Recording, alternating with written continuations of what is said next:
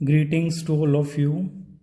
Today we will start our first chapter of 9th biology, that is fundamental unit of life. So all of you are aware that fundamental unit of life is cell. So we will discuss about the cell, that what is cell. I guess all of you know the definition of cell. Cell is the basic structural and functional unit of the life. यहाँ पे तीन चीजें हम इसके अंदर use करते हैं, basic, structural and functional. Why cell is basic? Because every organism start its life from the single cell, that is zygote. That is why it is known as basic unit of the life. The second term was that it is structural unit. You know that each and every part of your body is made by the different type of cells. That is why it is known as structural unit of our life. Third was function. So each and every function you are performing as a whole individual, those all functions are also performed by the cell. Suppose you are doing nutrition, cell is also doing nutrition by absorbing the digested food. Suppose you are doing respiration, cell is also doing respiration by the absorption of the oxygen. Cell is also excreting, cell is also doing reproduction. So that is why it is known as a functional unit of the life. Now, who discovered the cell? Cell was discovered by chance by the Robert Hooke in 1665. वो क्या कर रहे थे? वो cork को study कर रहे थे माइक्रोस्कोप में. तो उनको क्या है, खाली कमरों जैसी स्ट्रक्चर वहां पे नजर आई, इसलिए उन्होंने इसको नाम दे दिया सेले या सेल्स. इसका मतलब होता है कि छोटा सा कमरा जो खाली होता है, खाली कंपार्टमेंट है, उसकी तरह वो दिखाई दे रहे थे माइक्रोस्कोप में. जो डेड कोर्क है या बार्क है वो उसके अंदर इस फॉर्म में दिखाई दे रहे थे. तो वहां से ये नाम डिराइव किया गया, सेल. अब सेल क्या होती है कि किस चीज से बनती है? जैसे कोई भी बिल्डिंग है, सपोज करो वो आपकी ब्रिक से बनी हुई है, तो that is known as basic unit. मतलब मोनोमेरिक यूनिट है जिसके रेपिटेशन से पूरी बिल्डिंग बन जाती है. इसी तरीके से जो लिविंग ऑर्गेनिज्म है उनके बिल्डिंग ब्लॉक की अगर हम बात करें, that is cell. Cell are fundamental structure unit of living organism. Living organism की आधारभूत इकाई होती है सेल, क्योंकि उसके बिना क्या है, कोई भी ऑर्गेनिज्म नहीं बन सकता. जैसे कि मैंने बताया, जायगोट जो एग और स्पर्म के फ्यूजन से बनते हैं, वो एक सिंगल सेल होती है और उसी से हर एक ऑर्गेनिज्म अपनी लाइफ को स्टार्ट करता है.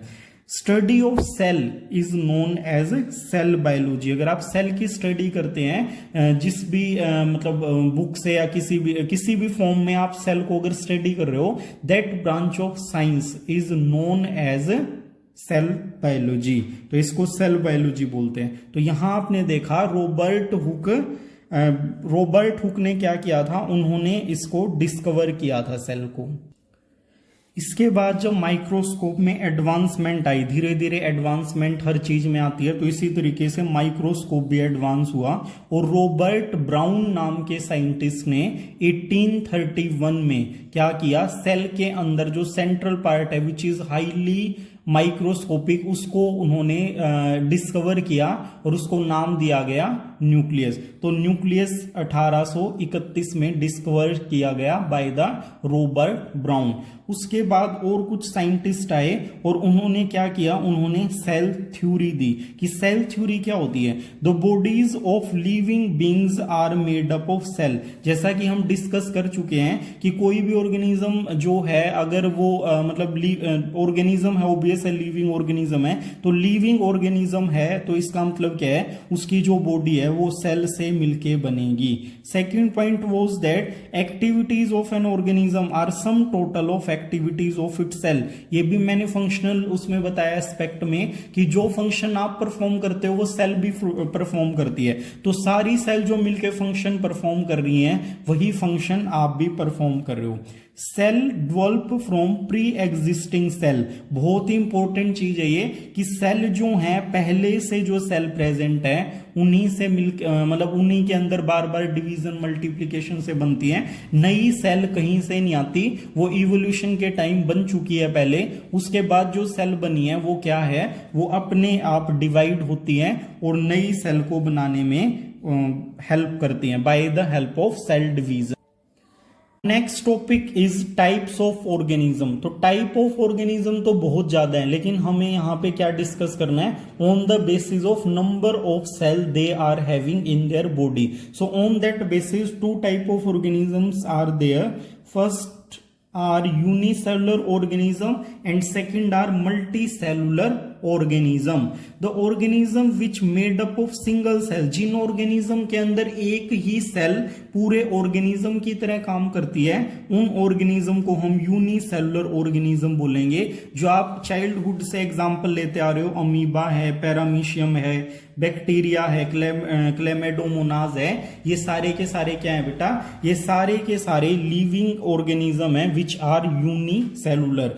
जो भी फंक्शंस है, जितने भी फंक्शंस हैं, चाहे वो न्यूट्रिशन का है, respiration, excretion, growth, reproduction, those all will be carried out by the single cell only. एक सिंगल सेल ही इसको परफॉर्म करेगी। इनको फर्दर आप मतलब कई सेल है नहीं तो आप कैसे इसको डिवाइड करोगे, तो इसलिए इनको ए सेलुलर, ए मतलब यहां पे है नो, तो कोई इसके अंदर मतलब और सेल नहीं होती, एक ही सेल से ऑर्गेनिज्म बनता है, that is why these are known as a cellular organism. Second type of organisms are multi cellular organism, the organism which are made up of a number of cell. आप एक से ज्यादा cell से जो भी organism बने हैं उनको आप मल्टी सेलुलर ऑर्गेनिज्म में कंसीडर करोगे। ये क्या है, बहुत ज्यादा कॉम्प्लेक्स होते जाते हैं टाइम के साथ जितना इवोल्यूशन हुआ है। इसके एग्जाम्पल हैं फंजाई, इसके बाद प्लांट और एनिमल, मतलब वैरायटी ऑफ ऑर्गेनिज्म है मल्टी सेलुलर के अंदर। यूनिसेलुलर ऑर्गेनिज्म बहुत ही कम है, माइक्रोस्कोपिक होते हैं ज्यादातर, बट मल्टी सेलुलर ऑर्गेनिज्म के बहुत सारे एग्जांपल आप ले सकते हो। किसी भी ऑर्गेनिज्म को आप मल्टी सेलुलर बोलोगे। These multi cellular organism have number of cells and that cell will converting into the tissue will convert into the organ will convert into the organ system and organ system will lead to an organism। But यहाँ पे एक बात ध्यान देने वाली है कि जितने भी ये ऑर्गेनिज्म है multi cellular organism develop from a single cell called zygote. तो वही सेल थ्योरी वाली बात आती है कि एक जायगोट बना और जायगोट बार बार डिवाइड करके नई सेल्स बनाता है और उन नई सेल से उस बेबी की, उस जायगोट की ग्रोथ होती है। तो ये यहाँ पे क्या बन जाता है, ये प्री एग्जिस्टिंग सेल वाला कंसेप्ट है कि एक सिंगल सेल से बहुत सारे ऑर्गेनिज्म बन जाते हैं। Here are the differences between unicellular and multicellular। वो एक सेल से बनता है, वो बहुत सारी सेल से मिलता है। इसकी सारी की सारी एक्टिविटीज, न्यूट्रिशन, रेस्पिरेशन, डाइजेशन सब एक सेल परफॉर्म करेगी। और मल्टी सेलुलर में क्या होगा, जो अलग अलग सेल हैं वो अपने फंक्शन के अकॉर्डिंग अपने अलग अलग फंक्शंस परफॉर्म करेंगी कि उनको क्या काम मिला हुआ है। तो ये लेबर ऑफ डिवीजन भी वही है कि यहाँ पे एक ही सेल को सारा काम करना पड़ता है और यहाँ पे डिफरेंट सेल डिफरेंट अपने वर्क परफॉर्म करेंगे। रिप्रोडक्शन एक पूरी सेल को कंज्यूम करेगा, मतलब एक सेल जो है वो ग्रो करेगी और डिवाइड कर जाएगी, उसी को हम यहाँ पे रिप्रोडक्शन बोलेंगे। लेकिन यहाँ पे क्या होगा, जो जर्म सेल, एग और स्पर्म की फॉर्मेशन होगी और सिर्फ वही सेल रिप्रोडक्शन में पार्टिसिपेट करेंगे। Next topic is shape and size of cell.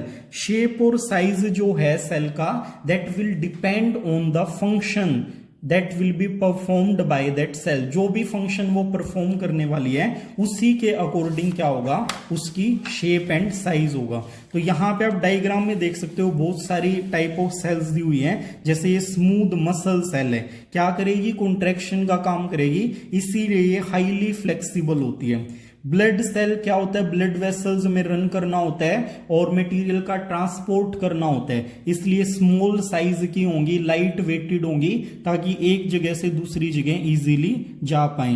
Bone cells हैं, काफी हार्ड होंगी क्योंकि इनको क्या करना है, एज ए स्केलेटन आपका ढांचा बनाना है, आपको फ्लेक्सिबिलिटी भी देनी है और आपको एक प्रॉपर शेप में भी मेंटेन रखना है। ओवम है, एग जो होता है जर्म सेल में कंसीडर होगा। फैट सेल है, प्रोटेक्शन के लिए होती हैं, अपने अंदर क्या करेंगी, एडिपोज सेल भी बोला जाता है इनको, ये अपने अंदर फैट को स्टोर करेंगी। Here is the nerve cell which is known as longest cell of the body, हमारी सबसे लंबी सेल होती है, क्योंकि क्या करना होता है, इसको मैसेज पास ऑन करना होता है। अगर ये छोटी होती तो बीच में क्या है, कई सारे जॉइंट्स आते और उन जॉइंट्स की वजह से जो मैसेज है वो एफिशिएंटली पास ऑन नहीं हो पाता। इसीलिए ये क्या होती है, पहले इसकी लेंथ ज्यादा होती है, ताकि जो जॉइंट्स आए, ये दूसरी नर्व से जुड़ेगी, दूसरी तीसरी से जुड़ेगी, तो वो नंबर ऑफ जॉइंट्स को कम करने के लिए ये क्या होती है, इसकी जो लेंथ होती है वो ज्यादा होती है, इसलिए इसको लॉन्गेस्ट सेल माना जाता है। अब आता है बेसिक यूनिट सेल। आपको मैंने डिस्कस कर दिया है कि बेसिक यूनिट क्यों बोला जाता है, क्योंकि वो आपके सारे के सारे फंक्शन परफॉर्म कर रही है, मतलब आपने उससे लाइफ स्टार्ट की है, उसके बिना आप कोई काम नहीं कर सकते, इसीलिए उसको basic unit of the life बोला जाता है। हमारा जो नेक्स्ट टॉपिक है, what is a cell made up of. अब इतना कुछ हमने सेल के बारे में पढ़ लिया, अब क्वेश्चन अराइज होता है कि सेल मतलब किस चीज से मिलके बनती है। तो सेल के अंदर अलग अलग स्ट्रक्चरल कंपोनेंट होते हैं। हम मानते हैं कि लाइफ की सबसे छोटी जो यूनिट है that is cell, but cell भी क्या है, कई अलग अलग चीजों से मिलके बनती है। जब वो इकट्ठे होते हैं तब लाइफ अराइज होती है, अदरवाइज आप सिंगल सेल का कोई सिंगल कंपोनेंट है उसको आप लिविंग कंसीडर नहीं करोगे। लिविंग कंसीडर करने वाली सबसे छोटी जो यूनिट है, smallest unit, that is cell. तो सेल किससे मिलके बनती है, a cell is a tiny mass of protoplasm which is surrounded by a membrane. ये कह रहे हैं कि प्रोटोप्लाज्म को जब मेम्ब्रेन से बाउंड कर दोगे उसी को हम सेल बोलेंगे, और वो क्या है, is capable of performing all function of life. Life के जितने भी फंक्शन है, मैं बार बार बता रहा हूं, न्यूट्रिशन है, रेस्पिरेशन है, एक्सक्रीशन है, सर्कुलेशन है, या आपका रिप्रोडक्शन है, वो सारे के सारे फंक्शन वो परफॉर्म करेगी। तो a typical cell has three part से कंसिस्टिंग होती है कोई भी सेल है। तो वो क्या होता है, फर्स्ट इज प्लाज्मा मेम्ब्रेन और सेल मेम्ब्रेन, जो आप बहुत मतलब छोटी उम्र से सुनते आ रहे हैं, 6th क्लास से आप इनको सुनते आ रहे हैं। तो ये क्या होगा, plasma membrane. Second is nucleus, third is cytoplasm. तो ये तीनों चीजें क्या होती है, तीनों चीजें मिलके आपका एक सेल की कंपोजिशन है, ये एक सेल को बनाती हैं। तो इसके अंदर जो साइटोप्लाज्म है, इसके अंदर फर्दर सेल ऑर्गनलीज होती हैं, जो हम आगे चैप्टर में 1 बाय 1 क्या करेंगे, उनको हम डिस्कस करेंगे। प्लाज्मा मेम्ब्रेन और cell membrane, the outer most extremely delicate elastic membrane covering the cell that separate its content from external environment is called plasma membrane. एक बहुत ही पतली मेम्ब्रेन जो क्या करती है, सेल को जो उसका आउटर एनवायरनमेंट है उससे अलग करती है, उसके कंपोनेंट्स को अंदर सेफ करके रखती है, उसी मेम्ब्रेन को हम प्लाज्मा मेम्ब्रेन बोलेंगे। The content of the cell delimited by plasma membrane represent protoplasm. Cell membrane के अंदर जितना भी कंटेंट है, चाहे वो साइटोप्लाज्म है, सेल ऑर्गनली है, न्यूक्लियस है, न्यूक्लियर मेम्ब्रेन है, उन सब को आप बोलोगे protoplasm. A cell without cell membrane is known as protoplasm, उसी को हम प्रोटोप्लाज्म बोलते हैं। प्लाज्मा मेम्ब्रेन जो है that is selectively permeable, material को सेलेक्ट करेगी और तब अपने अंदर आने या जाने की परमिशन देगी। इट इज हाईली फ्लेक्सिबल, बहुत ही ज्यादा फ्लेक्सिबल होती है ये, और किससे मिलके बनती है, इसके अंदर प्रोटीन, लिपिड और कार्बोहाइड्रेट होते हैं, तीनों चीजों की कंपोजिशन से आपकी सेल मेम्ब्रेन बनती है। Now functions of the plasma membrane, first of all it will maintain the shape of the cell. Cell कोई भी किसी भी शेप में है, उसकी शेप को मेंटेन करने के लिए जो रिस्पॉन्सिबल होगी वो आपकी सेल मेम्ब्रेन होगी। सेकेंड इज मैकेनिकल बैरियर, मतलब कोई भी मटेरियल ऐसे ही अंदर या बाहर नहीं जा सकता है, उसके लिए क्या है, सेल मेम्ब्रेन बैरियर का काम कर रही है। Third is selectively permeability, material को सेलेक्ट किया जा रहा है और फिर उसको अलाउ किया जा रहा है कि वो अंदर या बाहर आ सके, तो इसको सेलेक्टिवली परमिएबिलिटी बोलते हैं। Endocytosis, the flexibility of membrane enable the cell to engulf food, मतलब कोई भी जैसे अमीबा है, अमीबा के अंदर क्या होता है, फूड को बॉडी के अंदर लेके जाने के लिए उसकी मेम्ब्रेन का फ्लेक्सिबल होना बहुत जरूरी है। तो वो जो फूड को वैक्यूल बना के अपनी बॉडी के अंदर लेके जाती है, इसको एंडोसाइटोसिस बोले जाते हैं। रिकॉग्नाइजेशन, कोई भी मतलब सिग्नल आ रहा है, ब्रेन से आ रहा है या किसी हार्मोनल सिग्नल है, उसको क्या करेगी, सेल जो है उसको पहले रिसीव करेगी, अगर वो बेनिफिशियल है तो उसको फॉलो करेगी उस कमांड को। तो उसके लिए जो रिसेप्टर्स हैं रिसीव करने वाले की मैसेज सही है या सही जगह पे आया है या नहीं आया है, तो वो जो रिसेप्टर्स हैं वो प्लाज्मा मेम्ब्रेन के ऊपर प्रेजेंट होते हैं। ओस्मोसिस है movement of the water molecule, तो वाटर मॉलिक्यूल की जो मूवमेंट है वो भी आपकी प्लाज्मा मेम्ब्रेन के ऊपर डिपेंड करेगी। सेल कंटिन्यूटी, सेल कंटिन्यूटी क्या है, प्लाज्मा मेम्ब्रेन क्या होती है, दूसरी सेल से जुड़ी हुई होती है, तो वो कंटिन्यूटी बनाने में हमारी हेल्प करती है। स्पेशलाइजेशन, जो प्लाज्मा मेम्ब्रेन है वो क्या हो जाती है, मॉडिफाइड हो जाती है, क्योंकि सबसे जो आउटर थिंग है वो प्लाज्मा मेम्ब्रेन है, और आउटर एनवायरनमेंट के कांटेक्ट में भी कौन रहेगी, प्लाज्मा मेम्ब्रेन। तो उस फंक्शंस को, अलग अलग फंक्शंस को परफॉर्म करने के लिए वो क्या होती है, स्पेशलाइज्ड हो जाती है। जैसे एब्जॉर्प्शन के लिए उसके ऊपर माइक्रोविलीज आ जाती है जो हमारी इंटेस्टाइन में प्रेजेंट होती हैं। Next topic is transport across the membrane. Membrane act as a physical barrier between the organelle of a cell and the cytoplasm, between the cell and its surrounding environment. मतलब सब चीजें हैं जो आपस में दो सेल हैं या उनके अंदर जो उनका खुद का मटेरियल है, साइटोप्लाज्म है या एक्सटर्नल एनवायरनमेंट है, उनके बीच में क्या है, एक समायोजन जो स्थापित करती है वो मेम्ब्रेन करती है। तो cell membrane is said to be semi permeable और selectively permeable. If the membrane is permeable to solvent, अगर वो सिर्फ लिक्विड मटेरियल को अंदर बाहर आने दे रही है तो उसको बोलोगे आप सेमी परमिएबल। सिलेक्टिवली परमिएबल है कि वो किसी भी तरह के मटेरियल को आने दे अंदर और बाहर के लिए अलाउ कर रही है, बट उससे पहले वो उसको सेलेक्ट कर रही है कि सेलेक्ट मतलब ये जो है ये सिलेक्टेबल है, ये हमारे लिए यूजफुल है या नहीं है, इस बेसिस पे उसको अलाउ कर रही है, तो उसको सिलेक्टिवली परमिएबल बोलेंगे।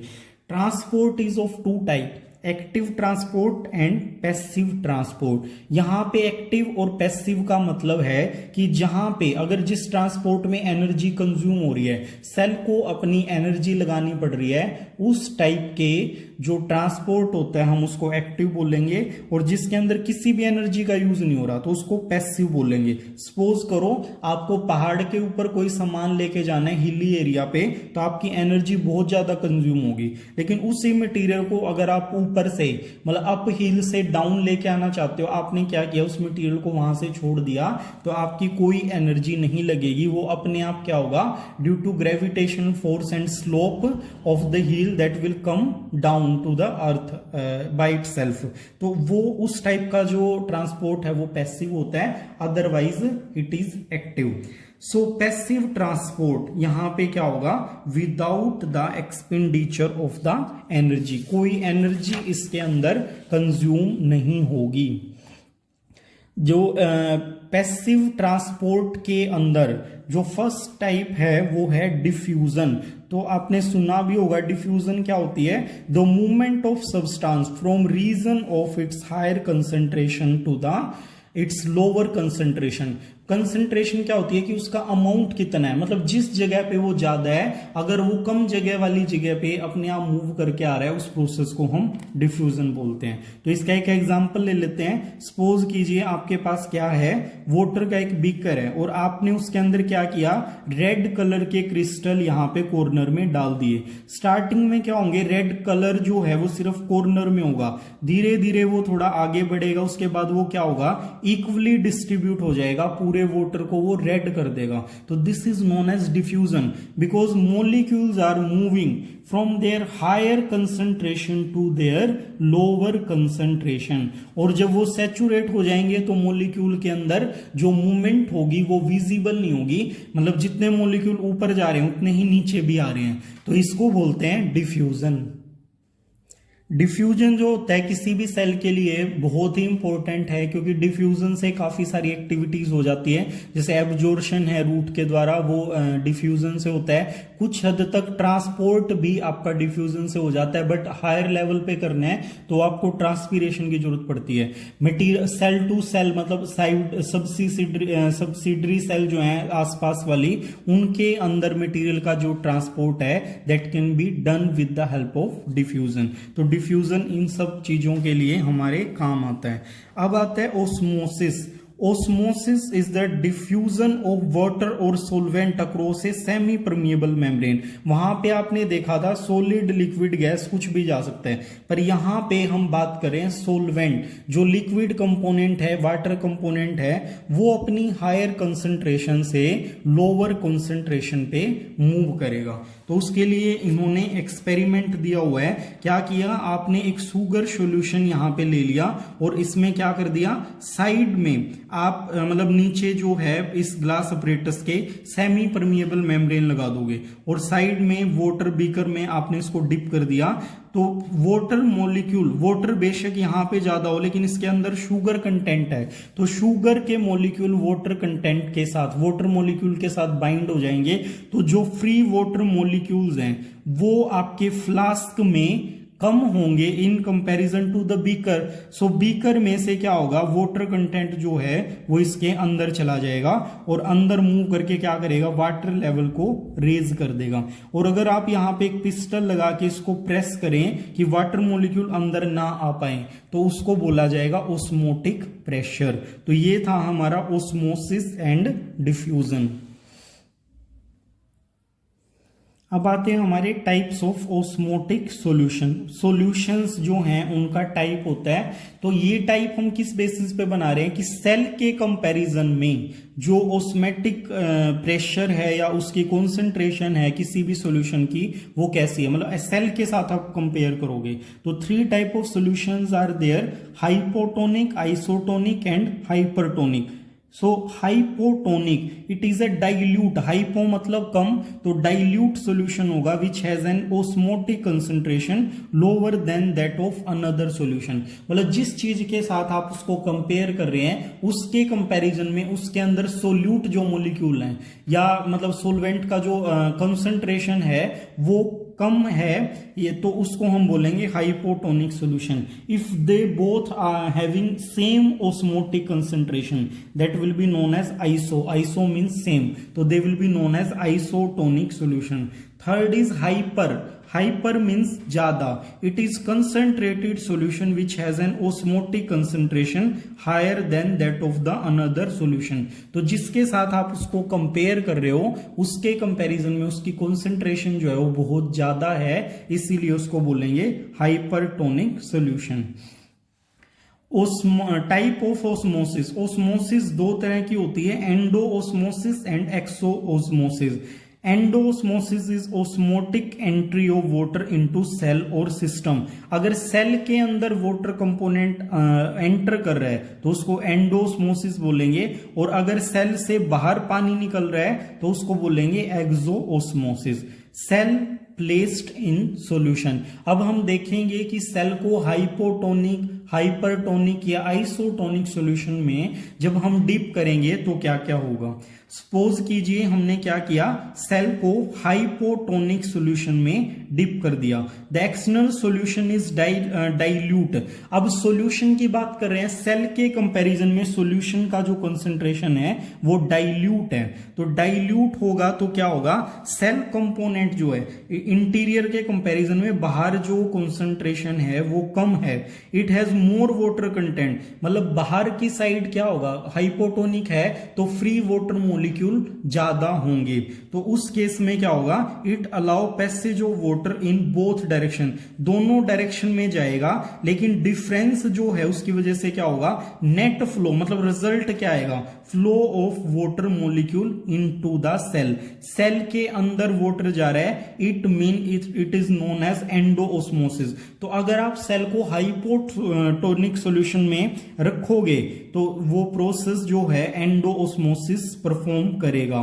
तो इससे क्या होगा, स्वेलिंग मतलब सेल जो है वो फूल जाएगी, और एनिमल सेल के बाहर कोई सेल वॉल नहीं होती, इसलिए वो रफ्चर ब्रस्ट कर जाएगी, टूट जाएगी। लेकिन प्लांट सेल क्या है, वो फूल के सेल वॉल के ऊपर प्रेशर बनाएगी, इसको टर्जिडिटी बोलते हैं, वो टर्जिड हो जाएगी और ट्रिगर प्रेशर जनरेट करेगी अगेंस्ट द सेल वॉल। अगर हम इसको आइसोटोनिक सॉल्यूशन में रख देते हैं तो बोथ डायरेक्शन में क्या होगी, मूवमेंट, जितना पानी बाहर जा रहा है उतना ही अंदर आएगा। तो यहां पे कोई डिफरेंस नहीं होगा, ना तो यहां पे एंडोस्मोसिस होगा और ना एक्सोओस्मोसिस होगा। If we are placing a cell into the hypertonic solution, तो हाइपरटोनिक में क्या होगा, बाहर जो है कंसंट्रेशन ज्यादा है, इट मीन वाटर के मॉलिक्यूल कम फ्री हैं, क्योंकि ज्यादातर मॉलिक्यूल को सोल्यूट ने अपने साथ बाइंड कर लिया है। तो इस केस में क्या होगा, सेल का जो वाटर कंटेंट है वो बाहर आएगा, तो इसको एक्सोओस्मोसिस बोला जाएगा। तो एक्सोओस्मोसिस की वजह से क्या होगा, सेल जो है आपकी क्या कर जाएगी, वो आपकी श्रिंक हो जाएगी। तो श्रिंक जो एनिमल सेल वो पूरी तरीके से श्रिंक हो जाएगी, रिंकल्ड हो जाएगी, लेकिन प्लांट की जो अगेन सेल वॉल है वो उसको प्रोटेक्ट करेगी।